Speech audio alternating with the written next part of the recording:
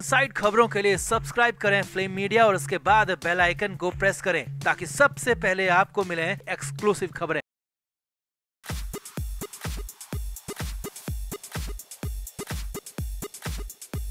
तो कहते हैं ना, राजनीति में ना तो स्थायी मित्र होते हैं और ना ही स्थायी शत्रु। तो मुंबई से जो खबर आ रही है वो पॉलिटिक्स की इसी कहावत को बिल्कुल सिद्ध कर रही है, क्योंकि बड़ी खबर ये मिल रही है कि मातोश्री यानी कि उद्धव ठाकरे के आलीशान घर में उनसे मिलने खुद महाराष्ट्र के डिप्टी सीएम देवेंद्र फडणवीस पहुंचे हैं। और सबसे बड़ी बात ये है कि इस बात की भनक, इस मुलाकात की भनक संजय राउत और एकनाथ शिंदे को दूर दूर तक नहीं थी। रिपोर्ट्स की माने तो उद्धव और फडणवीस के अलावा किसी भी तीसरे शख्स को इस मुलाकात की भनक नहीं लगने दी गई। तो आखिर क्या है पूरा माजरा? उद्धव और फडणवीस में अचानक क्यों हुई मुलाकात, और मुलाकात हुई तो बात क्या क्या हुई?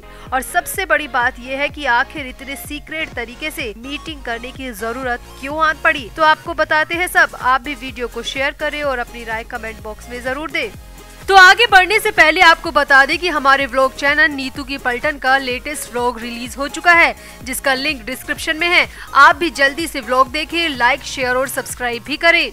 तो महाराष्ट्र की सियासत में जून के महीने से मचा घमासान खत्म होने का नाम ही नहीं ले रहा और उद्धव ठाकरे सरकार का जाना, एकनाथ शिंदे की बगावत, शिंदे का मुख्यमंत्री बनना और संजय राउत का जेल जाना और भी बहुत कुछ महाराष्ट्र की जनता ने पिछले 6-7 महीनों में देखा है। मगर जो फिलहाल खलबली मची हुई है वो है पूर्व मुख्यमंत्री उद्धव ठाकरे और मौजूदा उप मुख्यमंत्री देवेंद्र फडणवीस की मुलाकात को लेकर, वो भी मातोश्री यानी कि ठाकरे के घर में हुई सीक्रेट मीटिंग को लेकर। अब मुलाकात में क्या क्या बातें हुई ये आपको बताएंगे, मगर इससे पहले आपको देवेंद्र फडणवीस का वो बयान बताते हैं जिसमें देवेंद्र फडणवीस खुद मातोश्री जाने की बात को अपने मुंह से कह रहे हैं। तो दरअसल देवेंद्र फडणवीस और एकनाथ शिंदे केंद्रीय गृह मंत्री अमित शाह से मिलने के लिए गए थे। इसी दौरान मुलाकात के बाद प्रेस कॉन्फ्रेंस भी रखी गई, जिसमें देवेंद्र फडणवीस के मुंह से कुछ ऐसा निकल गया जिसके बाद माना जा रहा है कि देवेंद्र फडणवीस ने मातोश्री जाकर उद्धव ठाकरे से मुलाकात की। दरअसल प्रेस कॉन्फ्रेंस में एक जर्नलिस्ट ने पूछ लिया कि क्या आप विपक्षी नेताओं से भी मिलने जाएंगे, क्या आप उद्धव ठाकरे से भी मिलेंगे?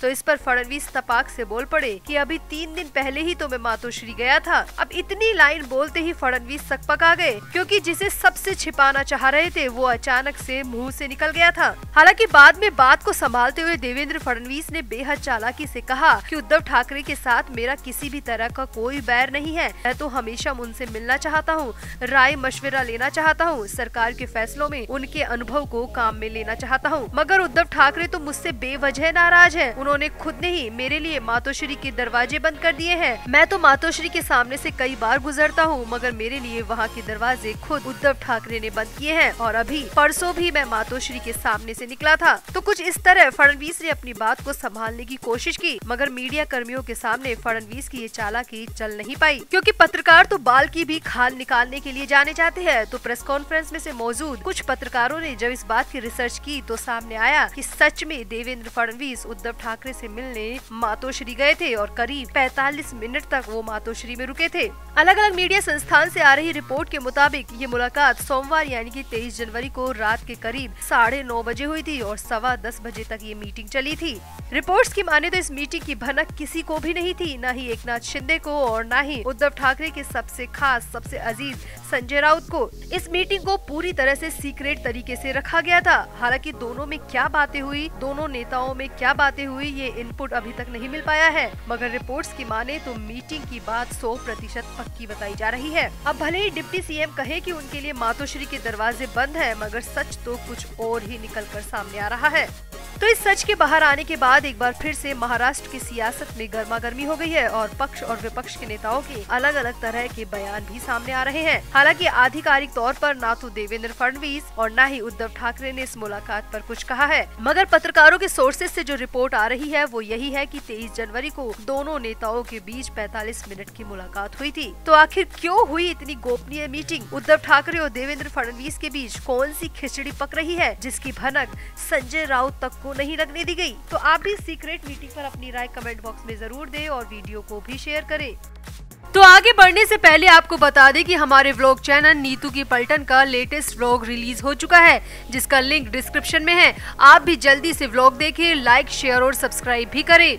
तो साउथ इंडस्ट्री के famous film maker S Rajamouli का इन दिनों पूरी दुनिया में जलवा देखने को मिल रहा है। राजामौली द्वारा निर्देशित फिल्म RRR दुनिया भर में भारत का नाम ऊंचा कर रही है। गोल्डन ग्लोबल अवार्ड जीतने के बाद रामचरण और जूनियर NTR स्टारर इस फिल्म के नाटू नाटू गाने ने क्रिटिक्स चॉइस अवार्ड भी अपने नाम कर लिया। हालांकि राजामौली को मिल रही सफलता को लेकर अब फिल्म मेकर राम गोपाल वर्मा ने उन्हें सुरक्षा बढ़ाने की चेतावनी दी है। राम गोपाल वर्मा अक्सर अपने ट्वीट को लेकर सुर्खियों में आ जाते हैं। अब हाल ही में कुछ ट्वीट के जरिए डायरेक्टर ने राजामौली की जान को खतरा बताया है। इसके साथ ही उन्होंने राजामौली से अपनी सुरक्षा बढ़ाने की बात भी कही है। आपको राम गोपाल वर्मा के दोनों ट्वीट विस्तार से दिखाते हैं। तो राम गोपाल वर्मा ने पहला ट्वीट करते हुए लिखा, एस राजामौली, आपने लगभग हर फिल्म मेकर के आसिफ जिन्होंने मुगले आजम बनाई, तो वहीं रमेश सिप्पी जिन्होंने शोले फिल्म बनाई, साथ ही करण जौहर और संजय लीला भंसाली जैसे सभी फिल्म निर्माताओं को पीछे छोड़ दिया है। इसके आगे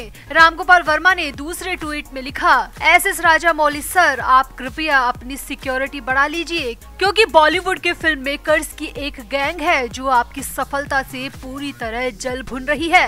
राम गोपाल वर्मा ने हैरानी भरा खुलासा करते हुए अपने ट्वीट में आगे लिखा, बॉलीवुड की गैंग ने आपकी हत्या के लिए एक गुट तैयार किया है, इसलिए आप जल्दी से अपनी सिक्योरिटी बढ़ा लीजिए, क्योंकि ये बॉलीवुड के फिल्म मेकर किसी की सफलता को पचा नहीं पाते, जो बढ़ता है उसे मरवा डालते हैं। अब राम गोपाल वर्मा के इन ट्वीट्स के बाद तो बॉलीवुड से लेकर साउथ इंडस्ट्री तक सनसनी मच गई। हालांकि राम गोपाल वर्मा ने ट्वीट के आखिर में ये भी लिखा कि ये सब मैं खुलासा इसलिए कर रहा हूँ क्योंकि इस वक्त मैंने 4 पैक लगाए हैं। यानी कि राम गोपाल वर्मा खुद को शराब के नशे में धुत बता रहे हैं। मगर कहते हैं ना, शराब के नशे में इंसान सच बोलता है। तो राम गोपाल वर्मा के इन ट्वीट से वाकई में सनसनी फैल गई है। खबर तो यहाँ तक आ रही है कि राजामौली से स्थानीय पुलिस ने संपर्क किया है और वाकई में सिक्योरिटी बढ़ाने की बात भी हो रही है।